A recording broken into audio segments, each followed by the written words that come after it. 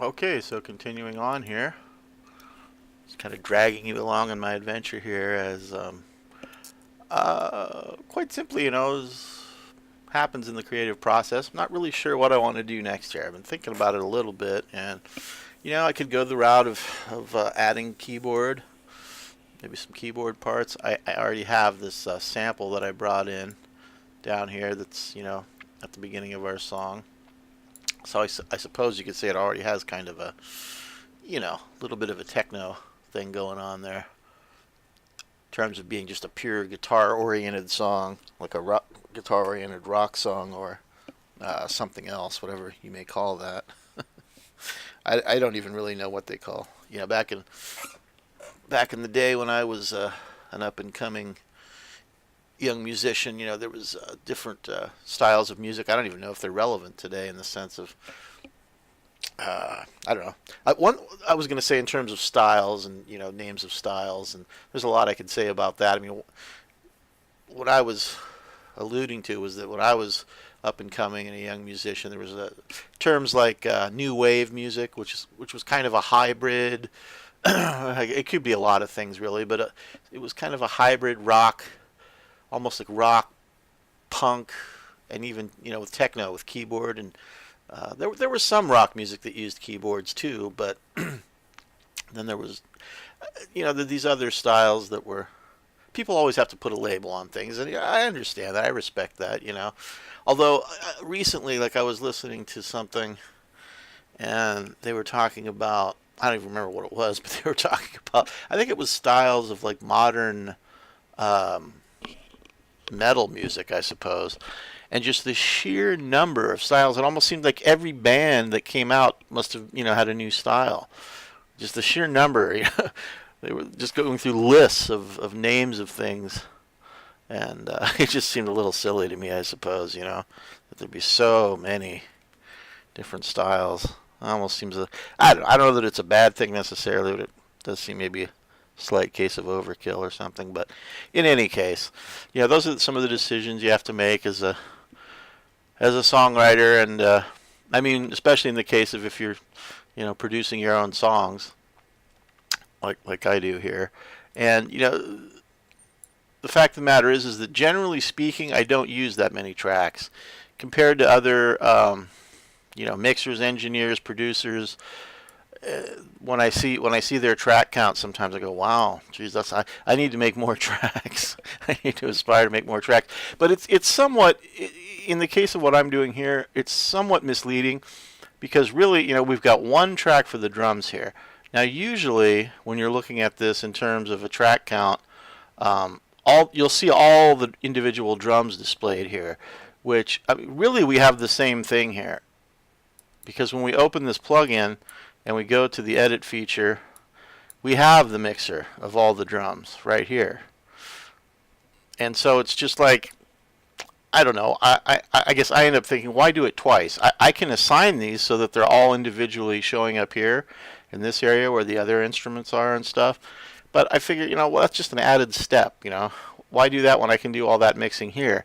Now, if there's something specific, one advantage of doing it the other way, let's call it the long way, of routing them all into their own individual tracks within the DAW, would be that you could add different plugins to them that aren't included here within this plugin itself. Of course, you could use different reverbs, you could use different compressors, or whatever you wanted to do on the drums, and that's fine. I can see I certainly see merit in that. I guess I'm just a little bit lazy, or I don't want to go. To me, it seems more efficient for what I'm doing just to do it this way. If I need to adjust something individually, I'll just come to this mixer, which has all the individual drums on it and all the different effects that are applied through the plugin as well. The EQs, the compressors. So there's another. I mean, really, we're not using necessarily all these because I don't know if we're using any of these. Flexes are. Let's see, where is that list here? Yeah, see, there's nothing assigned in these flexes. Oh, there is here. There's a cowbell, but it's not being used, I don't think. But, basically we have, I don't know how many tracks that is. Let's see, 1, 2, 3, 3, 6, 9. And I don't even know that we're using all these symbols, really. In fact, I think I generally only used about 2 cymbals, and the hi-hat. So let's say 2 cymbals and a hi-hat. 3, 6, 8, 9. Basically 9. 9 tracks for drums. So that would add another 9. We'd be up to 18 tracks, although right now these 2 aren't being used either. They're just sitting. Those are just audio tracks that have nothing on them right now. And as I explained earlier, I include those with the template so that when I start my DAW, and I don't know if I made this clear enough, and I think it's kind of important, so I'll go over it one more time, and that if you don't have a template and you choose nothing, you're just going to end up in this pane. Let's see, I'll shrink this so there's literally nothing here. Watch. Oh, it won't let me do that. Okay, that's fine. Won't let me shrink these completely. But what you'd end up with in this whole area here, this area and this whole area, if you didn't use a template or some, even the templates that are included with the DAW, this one I made myself, but it's just a blank. It would just be blank. There would be no tracks here. But what I do is I have a template which it puts this addictive drums track here, these 2 guitar tracks. I believe it's got this track, the bass track, and then these 2 tracks, which are just audio. Anything you could put vocals on there, other guitar parts, anything. So I start with that so that, because I know that generally speaking I'm going to be using all those things. So I mean there won't be anything in this area, but over here the tracks will be ready to go. This one, the drum one, will be ready to add in MIDI information. The guitars will already be labeled guitar left and guitar right, so that I just need to start recording on them.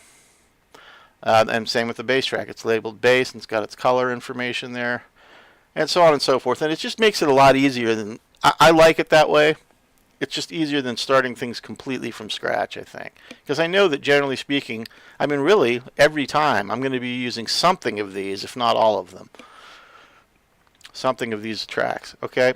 So anyway, you know, this is part of the creative process here now. So like, you know, what do we want to do next? And I was thinking I could add some keyboard to it. But I don't know, I'm a little torn here right now just because I kind of like the rawness of just how the guitars, bass, and drums sound, basically. I'm going to listen to it here for a second.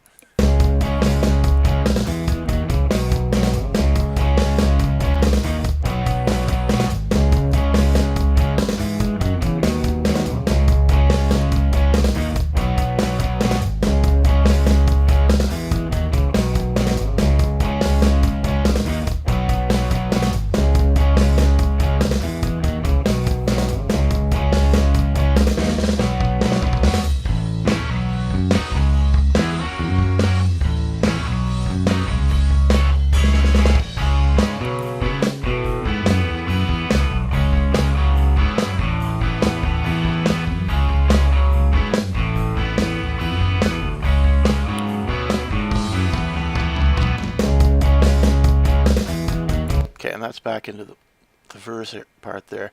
So I've got a couple ideas. Again, I still think some keyboard parts could work here, but I could also just add some like fill type, lead type guitar parts too. Like maybe let's zoom this out a little bit here.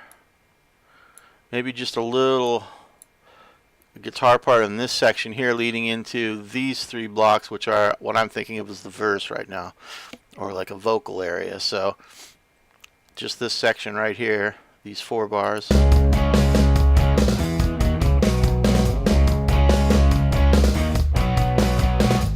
Could put some kind of guitar part in there. Let's hear it from the very beginning. I started it from there. Let's hear it from the intro.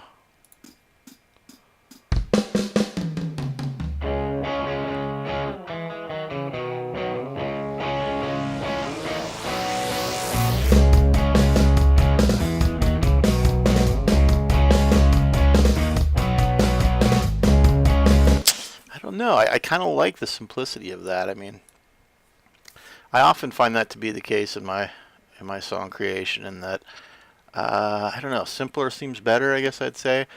Again, when I see these other people doing these things with these huge track counts, I'll be honest, sometimes I feel like I'm, you know, falling short and that I'm not using more tracks and more sounds, I guess, you know.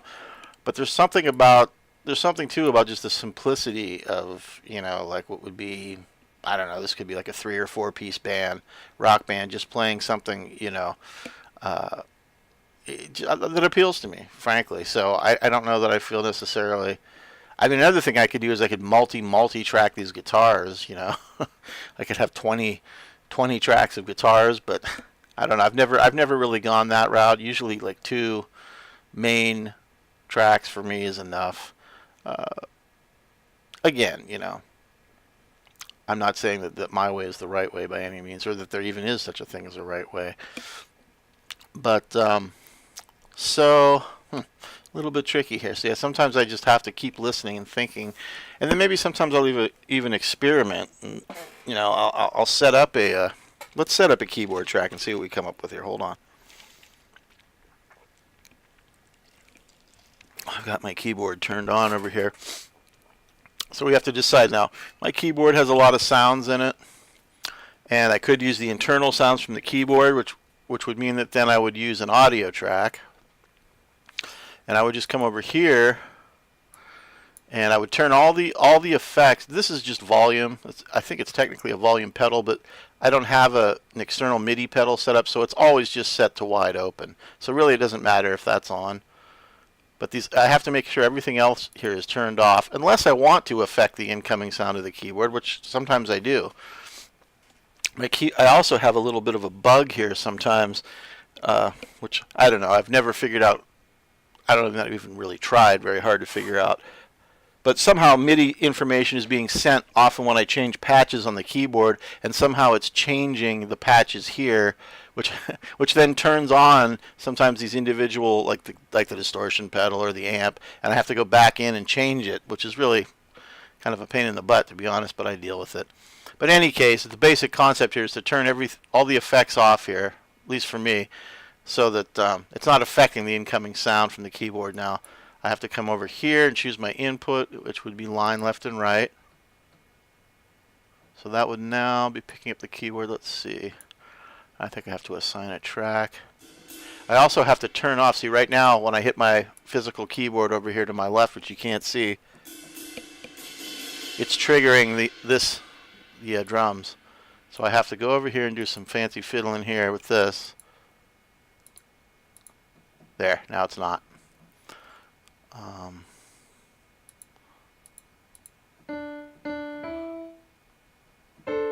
Oh yeah, the latency is really going to be a challenge on this, though. There's a piano sound that's coming out of my keyboard in any case. But yeah, the latency. Because of this, I have explained this before, but because of this this thing that I'm actually using to record to get the audio to go into my video recording program, this little plug-in here, I believe that's what's causing the latency. And I've tried adjusting the buffer count and the buffer size, which is what they recommend, to decrease the latency, but I can't get it to be any lower than it is right now. This is the lowest I could get it to go, so I don't know if I can work around. I could work around it with like maybe some synth sounds that don't require the attack to be right on time necessarily, if that makes sense. If you have a synth sound that's kind of a swell or has a soft attack, to where not like a piano. Piano is essentially a percussion instrument, so you want to be on time with what you're playing, generally speaking. Some kind of synth sound that has a slower attack, a softer attack that maybe kind of fades in or doesn't necessarily rely on percussiveness so much, might be able to get away with something like that. So I think what I'll do in this case is we'll not go the route of using the actual internal keyboard sounds on my Roland keyboard over here. We'll go a different route. So I'll turn that off and see if this is any better. Let's try using what's called a VST, a virtual instrument here. Here they are. So I'll just grab a synth from here. I showed that M1 before. How about this one? Try this one. This is Expand. This was originally included with Pro Tools, and they've branched out now and made versions available for other DAWs. But this was one of the original keyboards At least in my experience with Pro Tools. Pro Tools goes back, I don't know, over 20 years now, I believe. But when I bought Pro Tools, gosh, how many years ago? 5 or 6 years ago, roughly. This was one of the original keyboards that came with it. And it's still pretty nice. It's got some interesting stuff. There's a pad sound. Let's see. See, something like this that doesn't have as fast as a sharp an attack. It's like it kind of swells in when you play the chord. Watch. See what I mean? It's not like dink. It's more of a it fades in. We might be able to get away with something like that, possibly, just because it's not, the latency is not going to affect that as much.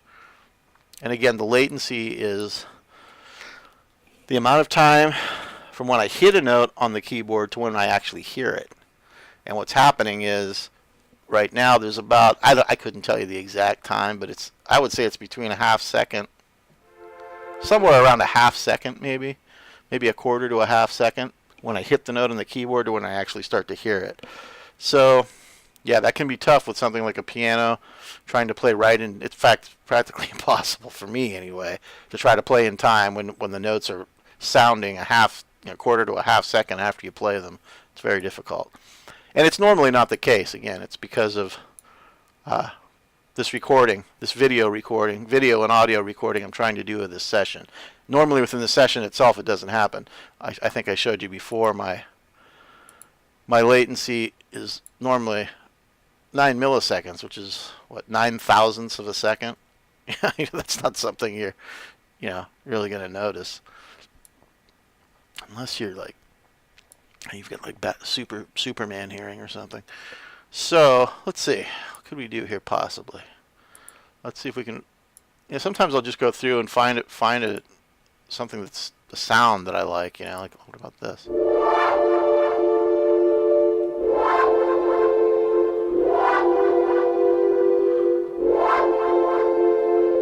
Thing you have to be careful with some sounds, like possibly even this one.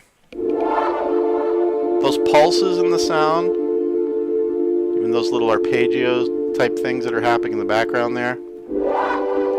Sometimes you would want those things to be literally synced to the tempo of the song, because otherwise they can sound kind of frankly distracting or something, because they're not those pulses and arpeggio type things can sound like notes that are being played outside the time, which they literally are often if they're not synced to the tempo of the song. So that's one thing to think about with a sound like this. Is it going to fit? Let's see. I'm going to make a loop. I don't know if I showed that before, but that's an interesting and a very useful part of these things. All I did is I clicked, or I'll click so it's gone. I clicked here, held left click on my mouse, and just dragged it across this measure. That's just four bars right there.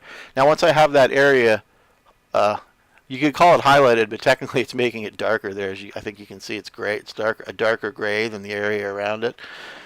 Once I have that area there, I can come up to this button here, which sets the loop points according to what I've highlighted. So now when I click that, I don't know if you saw this little yellow bar appeared up here, and it's showing the whole length of that yellow bar, which is really just the area that I highlighted, is now the length of a loop.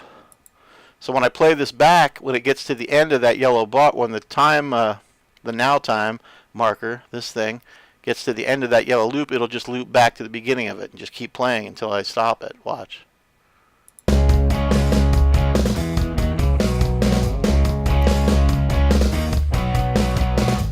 See how it just jumped back to the beginning there?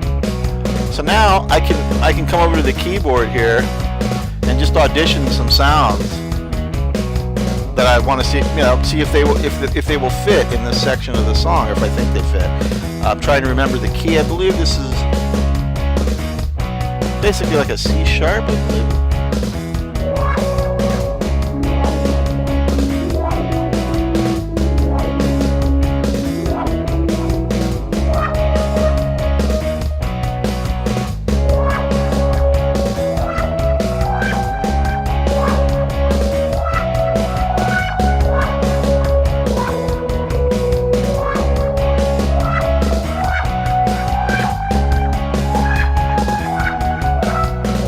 Interesting. my first pick necessarily. It is interesting. I like it even of itself. I mean, that's, I often use presets. Let me stop this for a second. In terms of, keyboard sounds and stuff, honestly, I'm often a preset guy. I mean, literally, you can just start throwing, even without even knowing what you're doing, on most of these, on pretty much all these kind of keyboard plugins. You could literally just start turning knobs and dials without even knowing what they are. Just because all these things, any of them really do, is they change the sound. And if you're looking for some, if you play the stock sound, you think, yeah, that's cool, but maybe not quite what I want. All you would literally have to do, I would say, on literally any kind of plugin like this, is start turning knobs. Now you might do something like, I don't know, you might end up with no sound, which is honestly, unless, like this is the basic output. Unless you turn that all the way off, that's probably not going to be the case. You might end up with something you don't like, but the thing is that if you do end up with something you don't like, all you have to do is click over here, and wherever this, I think it was here, Fractal Plus, let's see, I believe it was here, yeah, just come back over here and click again on that, and it will reset it back to where it was. So literally with no, and there are a lot of differences in these plugins. Some of them are analog modeled to the point where all the buttons do what an analog keyboard would do. And then this one is not, I don't believe. I mean, I think this one is supposedly sample based, I believe, but literally that's what you do with an analog, like an analog synth. Well, any synth really is. You just turn knobs to get to change the sound. Now, there's certainly you can develop an understanding of what these knobs do and have a better expectation of what you're going to get by turning that knob. But it's not. I wouldn't say that it's entirely necessary, at least from my perspective. I mean, for a long time, I was always like, oh gosh, I don't want to change anything. What's going to happen? I don't know what's going to happen. Because I didn't have and I still don't have a great knowledge of these things. I've gained some knowledge over the years, but I still don't. I wouldn't consider myself an expert in terms of programming or anything on these synths. But you literally, I've realized. I think one thing I've realized is that you can literally just start turning knobs. Now, there may be some caveats to this in some programs, perhaps.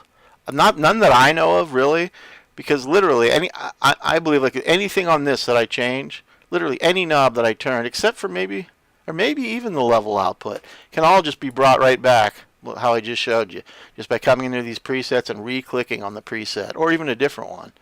Then they all come back to whatever they were in that. I'll give you an example here. I'll just start turning knobs here, okay? I'm going to turn these knobs, and these are different things that do other things, but you can stack sounds here too. You can put in 3 more sounds. So really all this other knob turning isn't doing much, but let's turn some of these. Even like our effects down here. Now let's see what we got.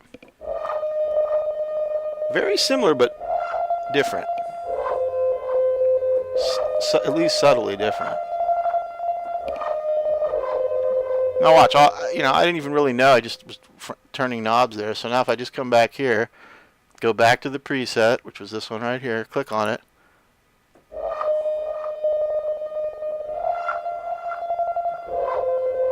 Now, I may have just made myself a liar there because it doesn't seem like it. But let's go to something else. Try this.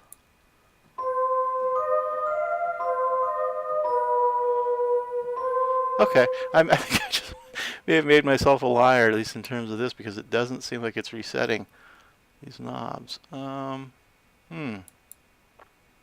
Strange. Normally that would. Oh, what about this here? No. Interesting. Okay, maybe I'm going to learn something here. I did not.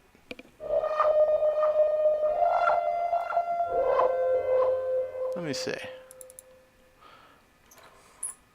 See, I didn't save it, so why would, let me see. Okay, well that one certainly changed everything. Let's see now. If I go back, for some reason maybe starting down here is changing it. That's strange. Where was it again here? Wow, it's almost as if these have all changed now. This has like almost like a different, that's strange. So if I come over here, yeah. Let me see, none.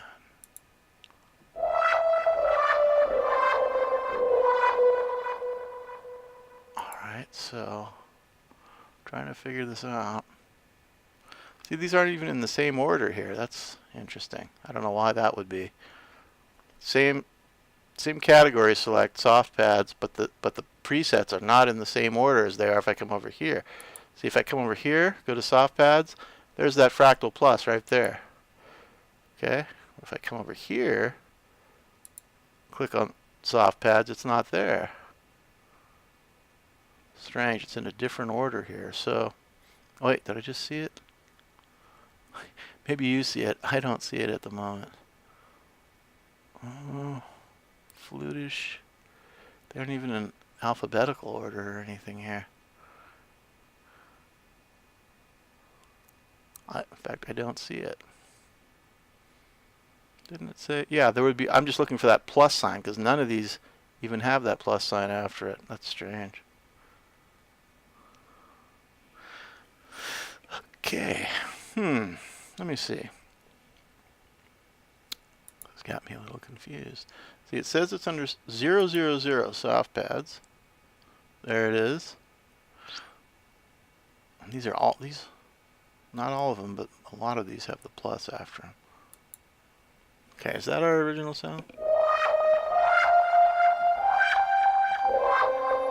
I think so, but I don't know why this. Let me see something here. If I hold shift, no. What, alt? Yeah, alt resets it. Okay. So alt should reset that. Holding alt and left clicking seems to be resetting these to 0, but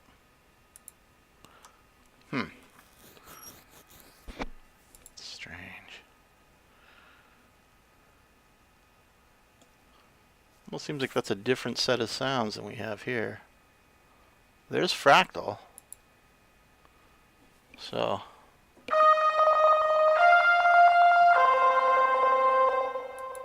now that sounds different than this one here for some reason.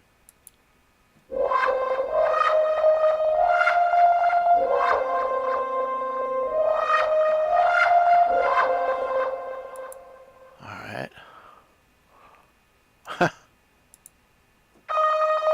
Oh yeah. Definitely different. I don't know what's going on. That's bizarre. It's almost as if they have two separate menus here that have the same sound. Oh, this is Fractal Plus. Maybe that's why it's different.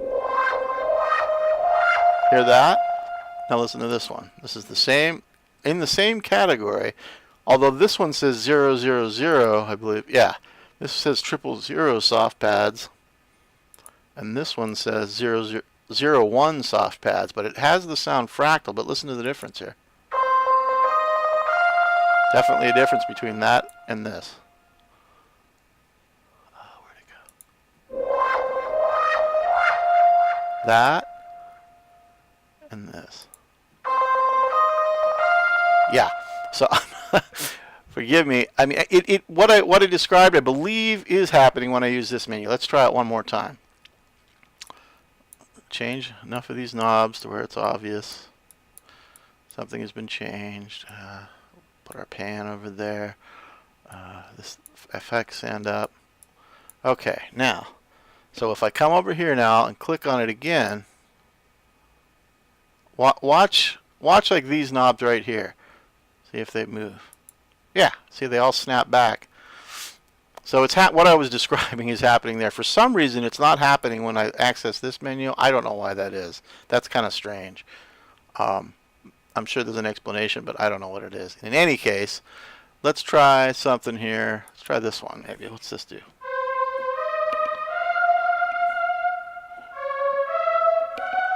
See what that might sound like over our part here.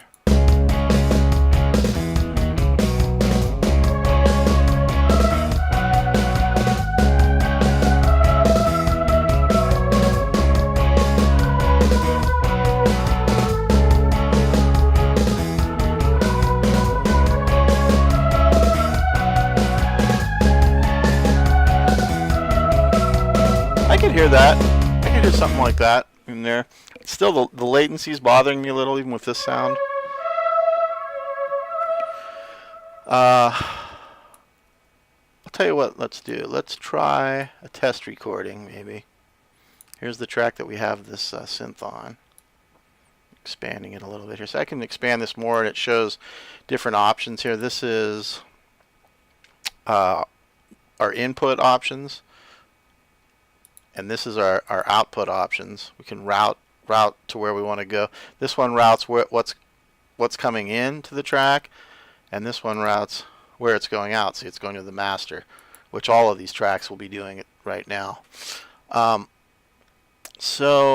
I don't need to see all that information, so I keep it kind of squinched up like that. See, put the cursor near the bottom here, and it changes. You can see, watch right there, changes into that, and now you're able to pull it up or down. So I'm just going to leave it right there. So in any case, let's try. I want to try recording. Now I'm going to turn off the loop for this. I'm going to try recording some MIDI notes and see what's going on with the latency, if it's affecting it, if it's going to be usable, let's just say.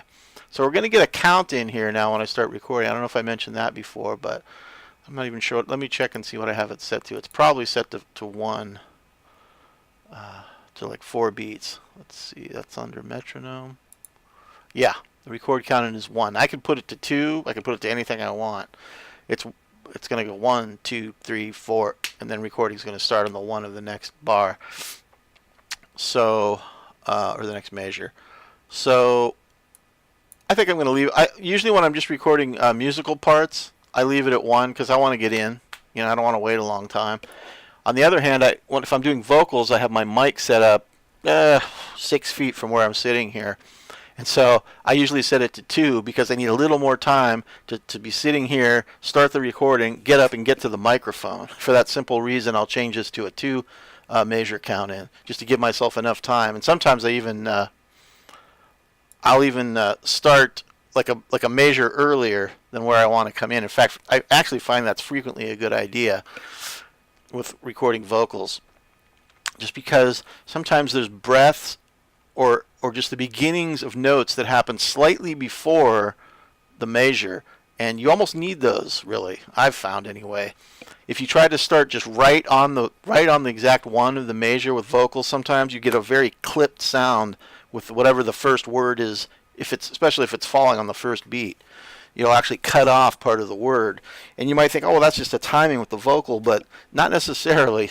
It's to have it sound natural. Sometimes you need a little of that time right before. At least that's what I've found.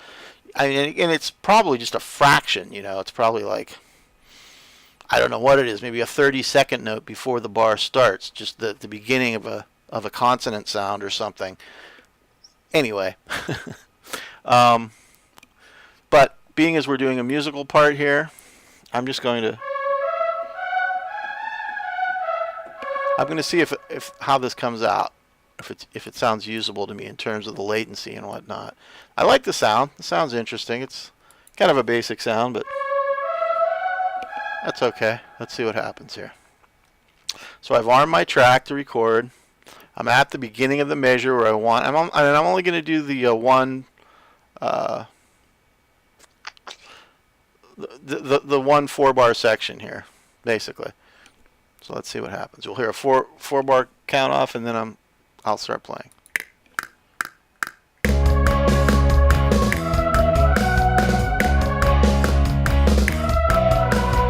Okay, I made a mistake there, so I'm just going to edit and start over. That happens a lot. Can't be afraid of that. I'm going to come down here so I can see the MIDI notes as they're appearing here. You'll see they start to appear right here on this track.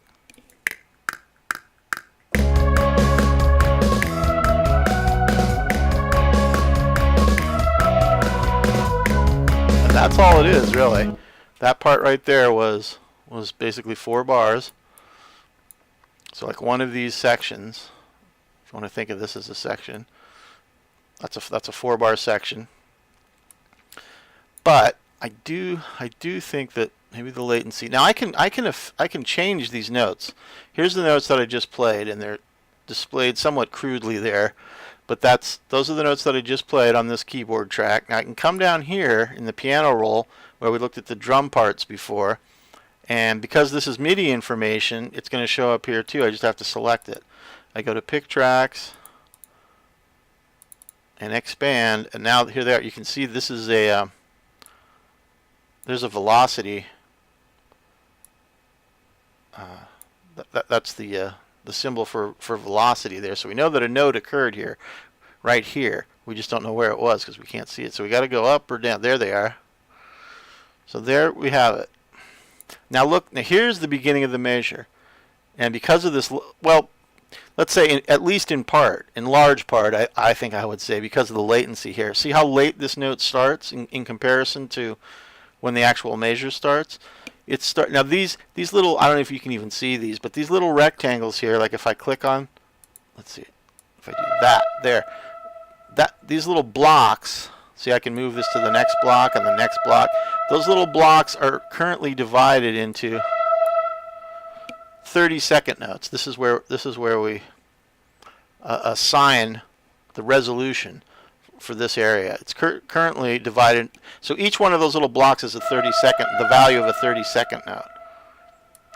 So this is actually starting like 2 30-second notes and a half late in terms of, starting right on the one like I wanted it to, basically.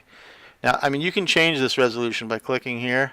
Look at all, you can go up to 132 note dotted. Oh no, even beyond that, you can go, the highest I believe is 128th note triplet, which would be ridiculously fast, especially depending on the tempo you set. But I mean, this is a 30-second note, honestly, is a fairly high resolution. I don't know that there's too many musicians who use 30-second notes. I mean, there are. I know Neil Peart uses them sometimes. I'm sure there's guitar players, these guys who play ridiculously fast. Maybe even I use it sometimes when I'm playing guitar, but I'm not. I don't usually think in terms of that when I'm playing guitar.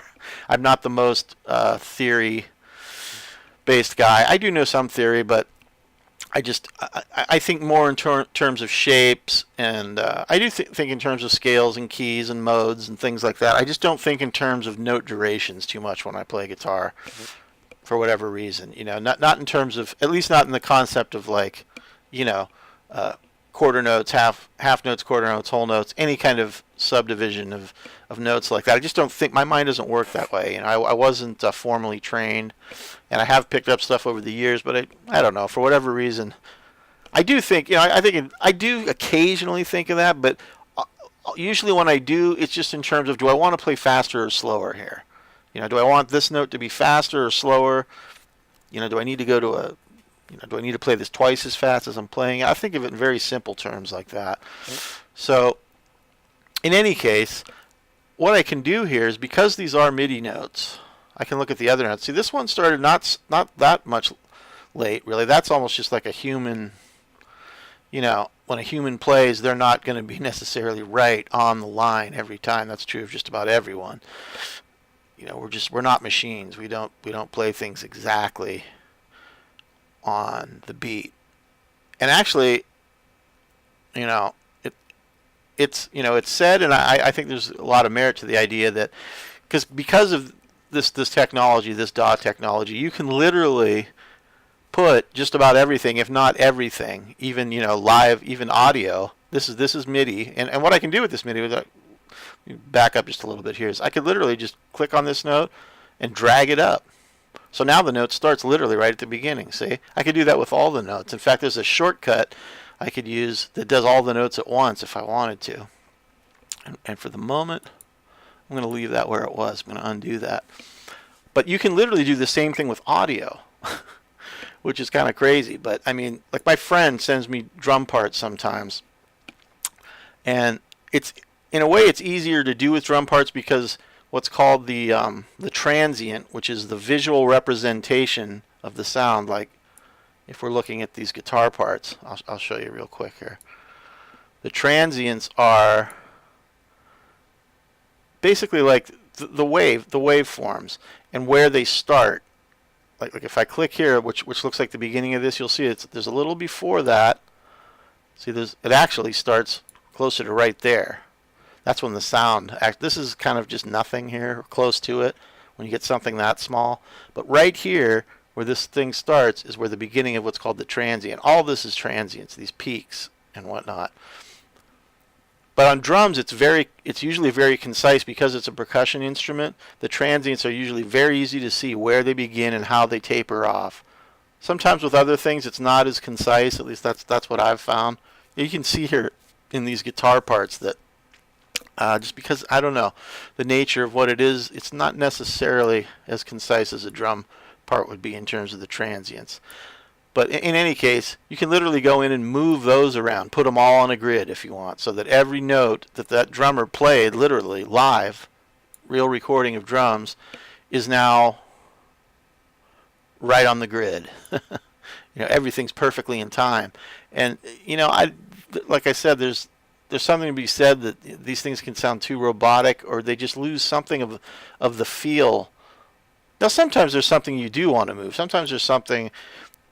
At least in my case, there is. I'll move sometimes like a bass note around if I think, oh, that came in a little too late or a little too early. I can go in there and grab that note and just move it, forward or back, so that it sounds. It technically triggers the sound. It's now in time, basically. Stumbling for words here a bit, but and the same with guitar parts. I can move stuff around. Vocals, I do it with vocals sometimes if I don't like how something, a word came in or something. So anyway, we have that ability to do that with these modern DAWs, but it's a question of, do you want to do it a lot of the time? So what I'm going to do here in this case is I'm going to listen to this a little bit and see what I think. I turn the loop back on, so we'll just be hearing this over and over, and I'm just going to listen to it a couple times here.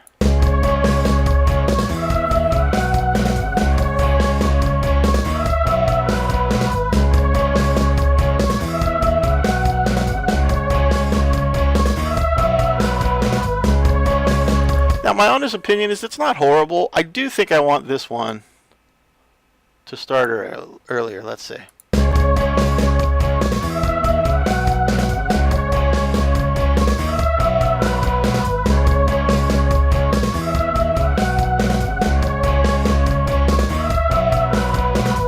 The rest of it, at this point, I don't know that it's bothering me that much. I do see, like, this one's off. It's coming in a little later, probably than I would want it to. This one's just slightly off from the midpoint of this bar.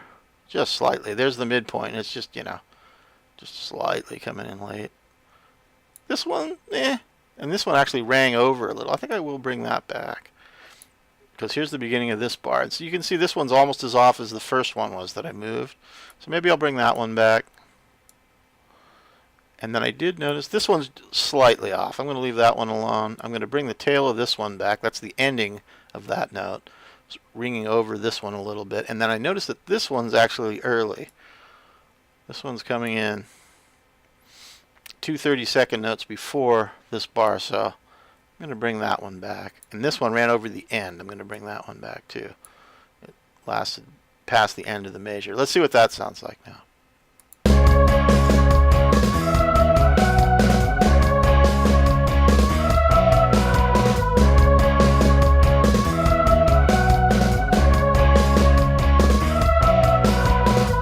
Yeah, I like that, That's pretty cool. Now, one thing, and this is, I have to, I think of this as just an early impression, and I'll remind you, like I said in one of my earlier videos here, I'm using these rather cheap headphones here, and I'm not going to be relying on these for the final mix.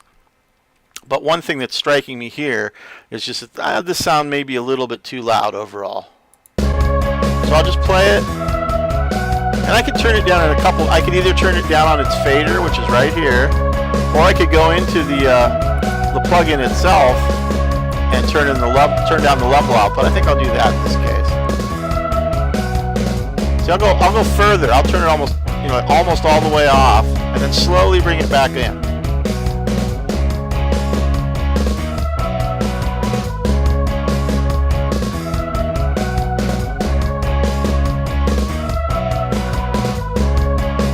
Somewhere around there. And again, this is just kind of a scratch pad. not going to be my final mix, I don't think. Although I will say this, I was surprised when earlier I put on my other headphones, and the basic rule is that you really shouldn't mix in headphones.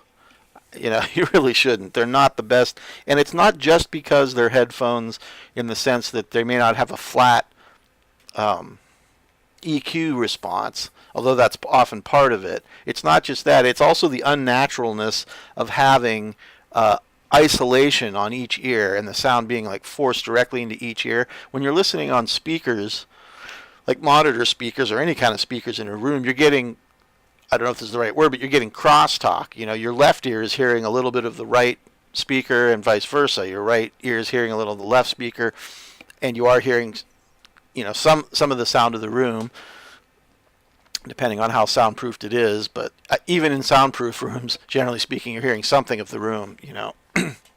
So yeah. But what I was going to say was, even when I was listening on my better headphones earlier, the ones that I do use, I use them as a second source for mixing, just as a reference. I realize that when I'm listening on them, okay, I'm not hearing necessarily the true sound, but it's just a second. It's like a second opinion of the sound, put it that way. And when I was listening on those, I was actually a little bit surprised at how this was sounding. It was sounding better than I thought it would, let's put it that way. I don't know that it was necessarily what I'd like for a final mix, because I would do that through my monitors. I would have to listen through my monitors in the room here, my actual speakers. That's what I rely on more. Although I will, once I burn a CD of a song, I'll listen to it on other sources too. I listen to it on a boom box that I have. My car stereo is not working right now, so at least one of my cars is not working right now. The one that I normally use, it's not working. It died, sadly. That used to be one of my main sources of reference. And another thing you can do that I don't do, kind of chide myself for not doing this more, but what a lot of people do is they'll bring in what's called a reference mix into their actual session. And all that is just any song, any commercial song, off a CD that you have, maybe your favorite band or whatever, hopefully something similar to what you're doing. If you're doing a country song, you don't necessarily want to bring in an Ozzy Osbourne song. You want something that's close to the style of what you're doing, so that, and what it does is it gives you a reference point. Now, there's a couple things you have to remember when you do that, and one is that all commercial available music has been mastered, and so it's going to be generally louder than what you're doing, even though we have something of a mastering thing going on here with this brick wall limiter. That in itself is kind of a form of what they do in mastering. They use limiting, EQ, and I think usually multi-band compression in mastering. So we're kind of doing something a little of that. We're making it a little louder, or the perceived loudness of it a little louder anyway, by using this limiter here. But it's not full blown either. Although I have a mastering within this, I have a mastering program within this that I will send my final mix through. Now, is it the same as a pro mastering engineer would do? Probably not. It's a simplification, but it is a mastering program that's got a couple different. I'll show it to you here real quick. I'm just going to save this. It's kind of jumping ahead, but since I mentioned it, come over here. This is the mastering, and all you do is, once you have your finished wave file, I'll give you an example here. Come over here.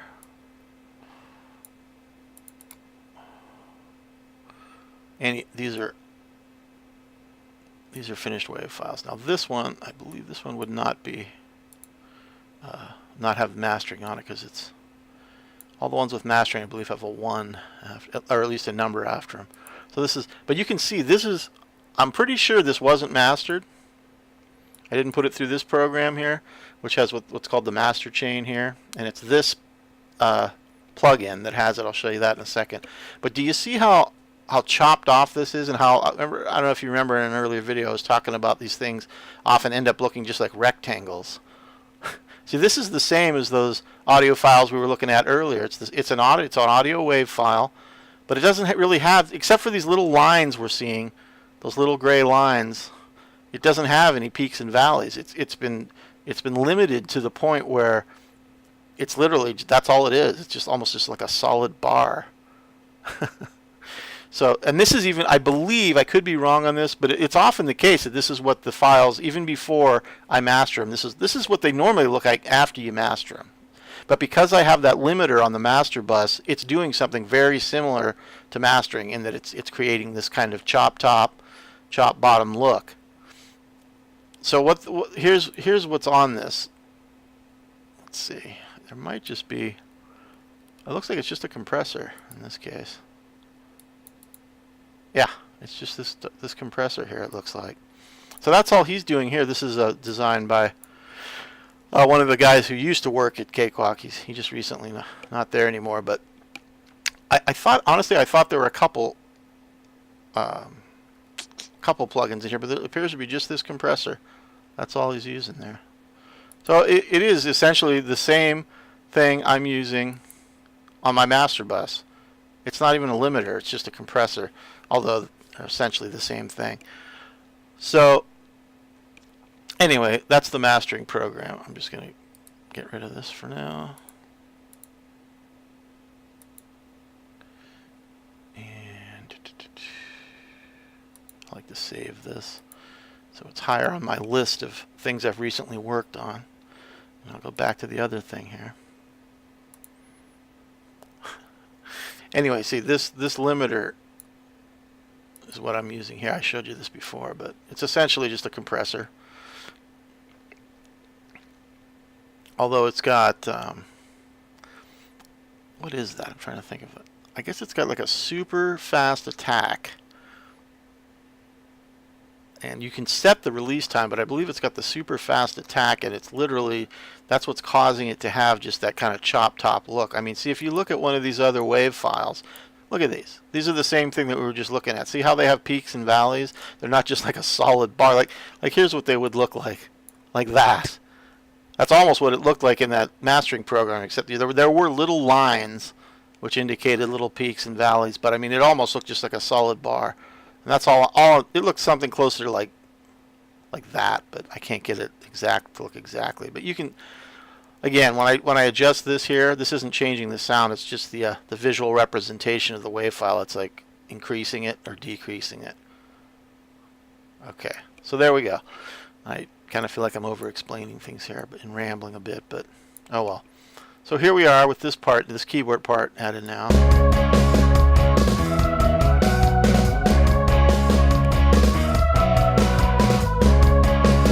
So all that would be really is just 4 bars.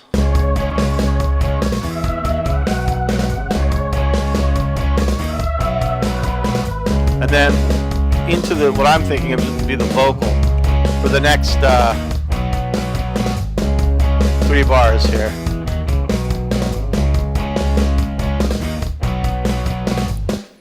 So one thing I would do here probably, I would shrink the overall size of the visual so I could get the whole song basically in here. And then I would think, okay, where else do I want to put this part anywhere else in the song? Am I able to? Do I have the same number of measures? And it looks like I do. It looks like I just copied it exactly every time. So I could literally just put that part. Basically what we have here is just, you know, this pattern repeating. It goes to here, it goes from there to right there. And then it repeats from there to right there. And then it repeats again from there. Actually here, and then we have two of the chorus parts at the end. So right here is basically the exact same thing. So I could just starting over again. So I could just highlight the part. Whoops, I accidentally moved that there. Fine. There's where it starts again. There's where our second verse starts. So I can just grab this part here, copy, and paste it right there. And then it starts again after the middle section right here. Is that where it starts? No, that is the middle section. It starts right there. And I can copy and paste it to there. So now that part will play at the beginning of, it's kind of like the pre-verse, if you will. It'll play at the beginning of each verse. Let me see here. Wow, I've almost been on here an hour already. So, where are we going to go? Again, I was debating whether or not to to basically record the lyric writing process. I'm not sure that I'm still not sure, I guess, that I want to do that. I don't know. I guess to be perfectly honest, I feel a little uncomfortable maybe filming that part, because it can be I don't know. I don't know how informative it would be. Let's put it that way. It's a very kind of I guess you could say intuitive thing for me, and I don't know that I'm necessarily using a whole lot of, you know, thinking, that I'm thinking about it so much as just kind of letting it happen. Trying to get, you know, when I'm getting words out, I'm just trying to, I use the technique basically of just letting things, you know, throwing spaghetti against the wall and see what happens. And sometimes that comes up with very abstract sounding things, which I happen to love myself. Some are certainly better than others, I think, even in terms of, you know, abstract stuff. But one of the things I like about abstract lyric writing, it's something that's not necessarily linear, like telling a story that's more about images or even just the sounds of words, is that it's open to interpretation to some extent, I think. And that I kind of like that idea. I kind of like the idea that a listener would hear it and maybe, you know, hopefully it would reach them on some emotional level, or psychological emotional level, and, you know, stir them in some way. But I think I like the idea that because possibly it has some abstractness to it, they might form their own ideas about what it's about. And it might, in a way, seem even more personal, if that makes any sense, because they're forming their own connections with these words, and maybe they stir, you know, their own emotional, psychological reactions to what these words mean to them. Now, I realize that's you know, some people hear that I think that kind of writing and they think, what the heck does that mean? You know, they may not get anything out of it all. Oh well, you know, I'm not saying it's a perfect process or anything, but I like that. I also like things that are more just absolutely straightforward, you know, like a love song talking about how you got your heart broken or something, or, you know, or how that other person made you feel good. You know, I have nothing against those either. I like that too. But I don't know. In truth, I just don't know that I feel completely comfortable with sharing that process. Trying to think. Maybe I will, maybe I won't. I don't know. I haven't decided yet. In any case, it's got a couple more minutes here that I'd like to try to fill in, if you will. See if there's anything else interesting. If not, I'll just cut it off here. Well, we got these little keyboard parts. We could add more keyboard parts if we wanted to. Just trying to add some interest to the song, you know. And you know, honestly, I very well could have just left the song without these keyboard parts. I could have just kept it as a guitar song. I guess I just wanted to share how you could possibly do this. And again, it's really simple. I've probably made it even sound more complicated than it is. But now we have those parts in there, and I guess my next step will probably be to write some lyrics here. And what I'll probably do, I think, is write the lyrics, record the vocals, and then come back to the video making, because I don't know. It just seems like it might be a little complicated to try to record vocals and be talking on this headset. I'm not sure. I have to wear my other headset to record the vocals. So, and again, like I said before, my microphone right now is connected to this headset. I suppose I could wear this headset, but boy, I wouldn't get a very good vocal sound, I don't think, in this headset. I mean, it would probably be acceptable. Maybe I can do that. I'm not sure yet. I'll have to think about that. But in any case, I guess I'll just cut it here for now. And again, I hope this was entertaining or interesting. And I will see you in the next video. Thank you.